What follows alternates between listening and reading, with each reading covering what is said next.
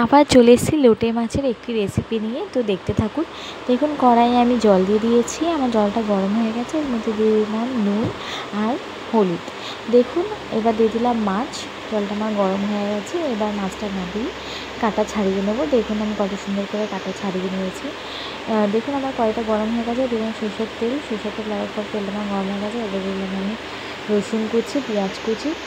দেখুন আমার পেঁয়াজটা ভাজা হয়ে গেছে, এর মধ্যে দিলাম আমি টমেটো আর 3টে কাঁচা লঙ্কা। পেঁয়াজ আর টমেটোটা ভাজার মধ্যে এবার দিয়ে দিলাম আমি আলুটা দিয়ে ভালো করে আমি মশলাটা কষিয়ে নেব। দেখুন কত সুন্দর করে আমি আলুটা ভেজে নিয়েছি। এবার দিয়ে দিব ওর মধ্যে ছাড়িয়ে রাখা লোটে মাছটা। দেখুন আমি লোটে মাছ দিয়ে নিয়েছি। এবার ভালো করে এটা নাড়িয়ে চাড়িয়ে এরকম করে নিতে হবে। এরপর দিয়ে দিলাম মশলা।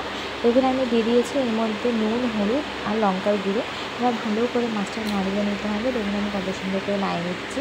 দেখুন আমার কত সুন্দর করে একটা কালার চলে এসেছে। এবার আমি ঢাকা দিয়ে দেবো। 5 মিনিট পরে ঢাকনাটা আবার খুলবো। তো দেখুন আমি কড়াইয়ের ঢাকনাটা আবার খুলে নিচ্ছি। এবার দেখুন আমার কত সুন্দর করে তেল ছেড়ে দিয়েছে আর মাছটাও কত সুন্দর করে হয়ে এসছে। এরকম করে নাড়িয়ে চাড়িয়ে 5 মিনিট ধরে আর একটু নাড়িয়ে চাড়িয়ে মাছটা করে নিতে হবে। যারা কাঁটা খেতে চান না এরকম লোটে মাছে, অবশ্যই কাঁটা ছাড়িয়ে একবার ট্রাই করতে পারেন।